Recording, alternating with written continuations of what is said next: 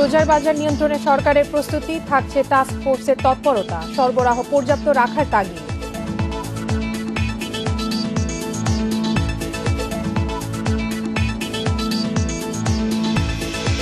বেশ কিছু শর্তে বেসরকারিভাবে আসছে 8,17,000 টন চাল, 214 প্রতিষ্ঠানকে আমদানির অনুমতি।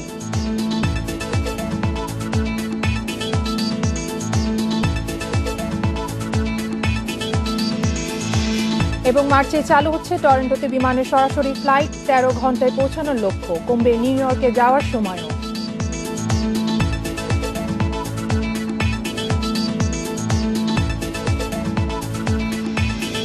আমন্ত্রণ অর্থনীতি সারাদিন, আপনাদের সঙ্গে আছে আমি কপ্তিয়া মুমতাহানা। শুনছিলেন শিরোনাম, এবারে জানাবো বিস্তারিত। 3 মাস আগে থেকেই রমজানের প্রস্তুতি শুরু করেছে সরকার। বাণিজ্যমন্ত্রী টিপু মুন্সি জানান, রোজার নিত্যপণ্যের পর্যাপ্ত মজুত রাখতে টিসিবির সক্ষমতা জোরদার করা হচ্ছে। কারসাজি রোধে নেওয়া হবে বিশেষ পরিকল্পনা। তদারকির পাশাপাশি চাহিদা অনুযায়ী যোগান পর্যাপ্ত রাখার তাগিদ বিশেষজ্ঞদের। এপ্রিল মাসের মাঝামাঝিতে রোজা শুরু। এ সময় চাহিদা বাড়ে ছোলা, ডাল, তেল, চিনি ও খেজুরের। কিন্তু অন্য সময়ের চেয়ে রমজানে অস্থিরতা বাড়ে নিত্যপণ্যের বাজারে। রোজার সময় সবচেয়ে বড় চ্যালেঞ্জ চাহিদা মতোর পণ্য সরবরাহ করা, একই সাথে দরকার কৃত্রিম সংকট রোধ করা। বাণিজ্য মন্ত্রীর দাবি, এসব বিবেচনায় এবার আগেভাগে সতর্ক মন্ত্রণালয়। পণ্য মজুদের জন্য নতুন গুদাম নির্মাণ হচ্ছে। পণ্য আমদানিতে সংশ্লিষ্টদের সঙ্গে আলোচনা হয়েছে। তারপরও ন্যায্য মূল্য নিশ্চিত করতে থাকবে বিশেষ টাস্ক ফোর্স। গত বছর রমজানে আমাদের কোনো সমস্যা হয়নি। এবছর রমজান সামনে রেখে আমরা প্রচুর টিসিবির মাধ্যমে প্রচুর, এবং যারা ব্যবসায়ী আছে তাদেরকে রমজান মাসে মানুষের কষ্ট না হয়, ছোলা, ডাল, তেল এইসবের উপরে কিছুটা চাপ পড়ে, সেগুলো আমরা আগের থেকে ব্যবস্থা রাখবো। বিশেষজ্ঞদের মতে নিত্যপণ্যের দাম স্থিতিশীল রাখার বড় দুর্বলতা কপিতায় বড় ব্যবসায়ী গ্রুপের নিয়ন্ত্রণ। এই পরিস্থিতি রোধে তদারকি বাড়াতে হবে। তাদের পরামর্শ, আমদানির পাশাপাশি দেশীয় পণ্যের সরবরাহ ব্যবস্থা সহজ করতে হবে। কৃষি মূল্য কমিশন যদি গঠন করা যায়, তাহলে সমস্ত স্টেক হোল্ডারদের সঙ্গে আলাপ আলোচনা করে গবেষণার তথ্য উপাত্তের ভিত্তিতে মূল্য নির্ধারণ করা হবে এবং বাজার নিয়ন্ত্রণের জন্য কখন কি হস্তক্ষেপ দরকার সেটা বলবে। শুধু রোজা নয়, সারা বছর নিত্যপণ্যের বাজার নাগালে রাখতে সতর্ক থাকতে হবে সংশ্লিষ্টদের। Shahid Ahmed, independent News, Dhaka. বেসরকারি পর্যায়ে 8,17,000 টন চাল আমদানির অনুমতি দিয়েছে খাদ্য মন্ত্রণালয়।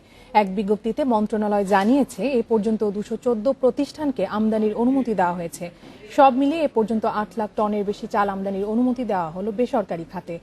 দেশে চালের দাম অস্বাভাবিকভাবে বাড়তে থাকায় বাজার নিয়ন্ত্রণে রাখতে গত মাসে বেসরকারি খাতে আমদানির সুযোগ উন্মুক্ত করে সরকার। গত 27 ডিসেম্বর চালের আমদানি শুল্ক 62.5% থেকে কমিয়ে 25% করার ঘোষণা দেন খাদ্যমন্ত্রী সাধন চন্দ্র মজুমদার। বেসরকারি আমদানিকারকদের ক্ষেত্রে শর্ত দেওয়া হয়েছে, বরাদ্দপত্র ইস্যু করার 7 দিনের মধ্যে এলসি খুলতে হবে। সর্বোচ্চ 5,000 টন আমদানির বরাদ্দ পাওয়া ব্যবসায়ীদের এলসি খোলার 10 দিনের মধ্যে 50% এবং 20 দিনের মধ্যে সব চাল বাজারজাত করতে হবে। 10,000 টন বরাদ্দ প্রাপ্তরা এলসি খোলার 15 দিনের মধ্যে 50% এবং 30 দিনের মধ্যে সব চাল বাজারজাত করবে।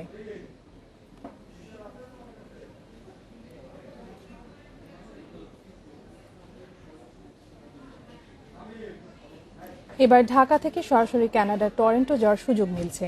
সময় লাগবে মাত্র 13 ঘন্টা। মার্চে চালু হতে পারে এই রুটে বিমান বাংলাদেশের ফ্লাইট। সংস্থার ব্যবস্থাপনা পরিচালক জানিয়েছেন, ড্রিমলাইনার -9 দিয়ে সপ্তাহে 3টি ফ্লাইট চালানো হবে। এই রুট ব্যবহার করে 17 ঘন্টায় যাওয়া যাবে মার্কিন যুক্তরাষ্ট্রের নিউ ইয়র্কেও। বহরে নতুন নতুন এয়ারক্রাফট যুক্ত করে অভ্যন্তরীণ ও বৈদেশিক রুটের সংখ্যা বাড়াচ্ছে বিমান বাংলাদেশ এয়ারলাইন্স। এরই ধারাবাহিকতায় এবার বিমান চলাচল শুরু হচ্ছে ঢাকা টরন্টো রুটে।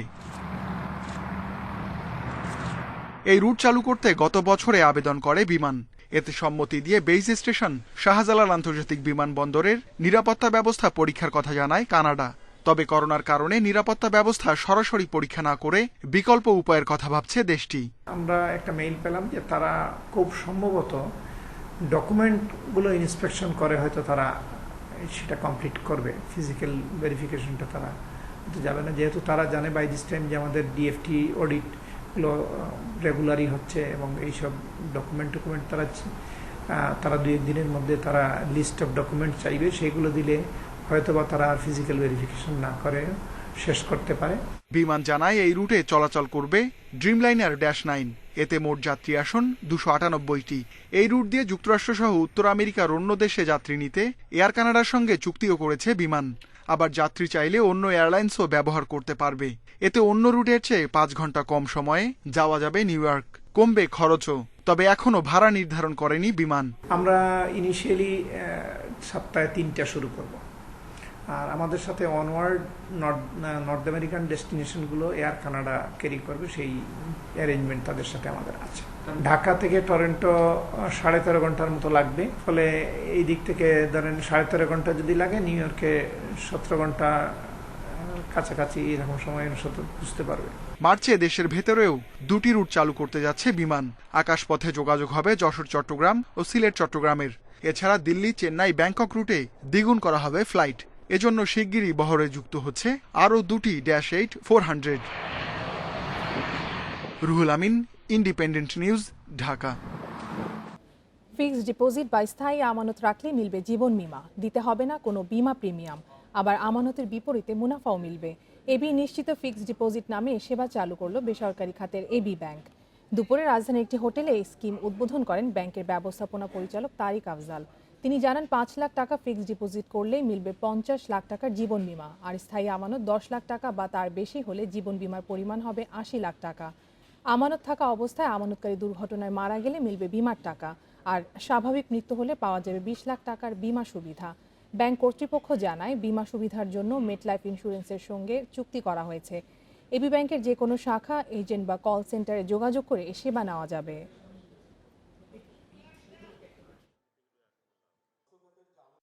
সরকার তাদের প্রণোদনা বাস্তবায়নের মধ্যে ব্যবসায়িক সম্প্রদায়কে, ক্ষুদ্র মাঝারি কৃষি এবং বড় গার্মেন্টস সকলকে যেরকম সুযোগ সুবিধার ব্যবস্থা করে দিয়েছেন, আমরা মনে করি আমরাই প্রথম ব্যাংক হতে চাই যে আমাদের কোনো একটি সেবার মাধ্যমে আমরা গ্রাহককে কিছু সুবিধা করে দেব।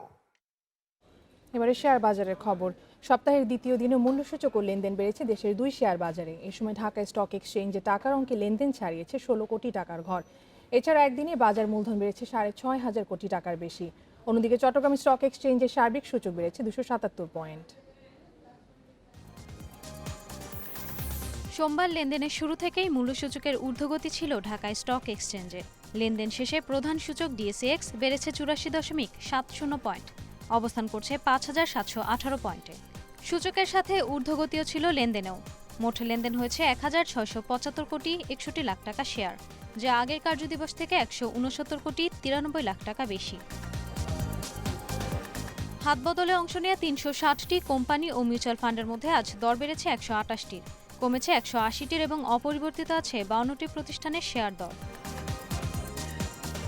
সবচেয়ে বেশি লেনদেন হওয়া প্রতিষ্ঠানের তালিকায় সোমবার প্রথম অবস্থানে উঠে এসেছে বেক্সিমকো লিমিটেড, দ্বিতীয় বেক্সিমকো ফার্মাসিউটিক্যালস এবং তৃতীয় অবস্থানে লঙ্কা বাংলা ফাইন্যান্স।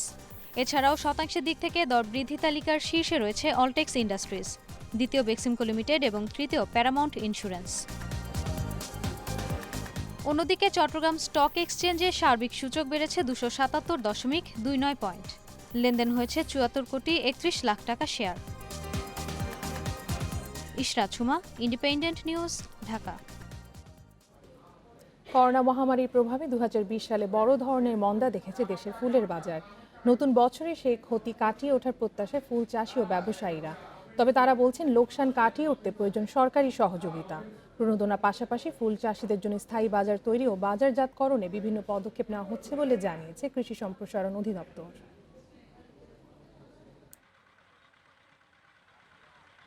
কৃষি অধিদপ্তরের হিসেবে সাভারের প্রায় 300 হেক্টর জমিতে গোলাপ, গ্লাডিওলাস, গাঁদা ফুল সহ বাণিজ্যিকভাবে বিভিন্ন প্রজাতির ফুল চাষ হয়। কিন্তু গত বছর করোনার কারণে সব ধরনের সামাজিক উৎসব বন্ধ থাকায় প্রায় কোটি টাকার ক্ষতির দাবি ফুল চাষিদের। নতুন বছরে বিভিন্ন দিবসকে ঘিরে ক্ষতি কাটিয়ে ওঠার প্রত্যাশায় ব্যস্ত সাভারের ফুল চাষিরা। অবশ্য এই বছরেও লক্ষ্যমাত্রা পূরণ হওয়া নিয়ে শঙ্কায় তারা। সবথেকে বড় পাইকারি বাজার শাহবাগ যদি বদ্ধ না থাকতো তাহলে আমার এই 10 মাসে 2 থেকে 3 লাখ টাকা আমার ইনকাম হইতো। সামনে দুটো দিবস আছে, ঠিক আছে, পিছনে দুটো একটা দিবস চলে গেছে, তো ওই দিবসও আমরা ভালো দাম পাই নাই। চাষিদের আর্থিক ক্ষতি বিবেচনা করে সহযোগিতা করার চেষ্টা চলছে বলে জানিয়েছে উপজেলা কৃষি কর্মকর্তা। পাশাপাশি দেয়া হচ্ছে ফুল চাষে প্রয়োজনীয় পরামর্শ। করোনাকালীন কৃষকদের ক্ষতি পুষিয়ে নিতে উপজেলা পরিষদ থেকে কিছু বরাদ্দ নিয়েছি এবং একটা ক্ষতিগ্রস্ত চাষিদের মাঝে একটা প্রণোদনা প্যাকেজ ঘোষণা করেছি, যেটা আমরা হয়তো সব চাষিদেরকে দিতে পারবো না। আমরা 50 থেকে 80 জন ক্ষতিগ্রস্ত চাষিদেরকে আমরা একটা উপজেলা পরিষদের থেকে অর্থায়নের মাধ্যমে কৃষকদেরকে সহযোগিতা করতে পারবো। গত বছর করোনা ও আমপানের প্রভাবে উৎপাদিত ফুল নষ্ট হওয়ায় 80 থেকে 85 কোটি টাকার আর্থিক ক্ষতির কবলে পড়েন যশোরের ফুল চাষি ও ব্যবসায়ীরা। কিন্তু সে অনুযায়ী সহযোগিতা না পাওয়ার অভিযোগ তাদের। করোনা ভাইরাসের প্রভাব পড়ছে, এখন সামনে যদি অনুষ্ঠানে যদি দাম খুব পড়ে যায় তাহলে আমরা ক্ষতিগ্রস্ত হয়ে যাব। 25 ফেব্রুয়ারি আছে, 14 ভালোবাসার দিবস আছে। আশা করছি এতে যদি মূলত কিছু দাম টাম পাই তাহলে আমাদের কিছু নিউজ পরিমাণে যদি পড়তে তাহলে হবে। প্রণোদনার পাশাপাশি ফুল চাষিদের জন্য স্থায়ী বাজার তৈরি ও বাজারজাতকরণে কৃষি অধিদপ্তরের পক্ষ থেকে বিভিন্ন পদক্ষেপ নেওয়া হচ্ছে বলে জানিয়েছেন কর্মকর্তারা। কৃষকদের কৃষি বিভাগ থেকে পরামর্শ, পাশাপাশি তাদের স্বল্প সুদে যাতে লোন পেতে পারে সে ব্যাপারে সহযোগিতা ছাড়াও প্রতিনিয়ত তাদের পাশে থেকে কৃষি সম্প্রসারণ অধিদপ্তর সেবা দিয়ে যাচ্ছে। যশোরে প্রায় 650 হেক্টর জমিতে গ্লাডিওলাস, জারবেরা, গোলাপ, গাঁদা, রজনীগন্ধা সহ বিভিন্ন ফুলের চাষ হয়। প্রতি বছর 120 থেকে 150 কোটি টাকার ফুল বিক্রির লক্ষ্যমাত্রা নির্ধারণ করা হয়। Ishrat Suma, independent news desk. শেষ করব অর্থনীতি সারাদিন, শিরোনামগুলো জানিয়ে দেব আরও একবার। রোজার বাজার নিয়ন্ত্রণে সরকারের প্রস্তুতি, থাকছে টাস্ক ফোর্সের তৎপরতা, সরবরাহ পর্যাপ্ত রাখার তাগিদ।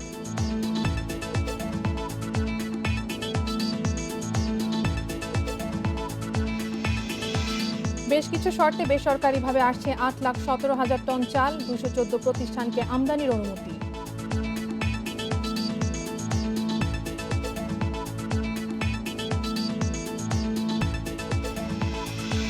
মার্চে চালু হচ্ছে টরন্টোতে বিমানের সরাসরি ফ্লাইট, 13 ঘন্টায় পৌঁছানোর লক্ষ্য, কমবে নিউ ইয়র্কে যাওয়ার সময়ও।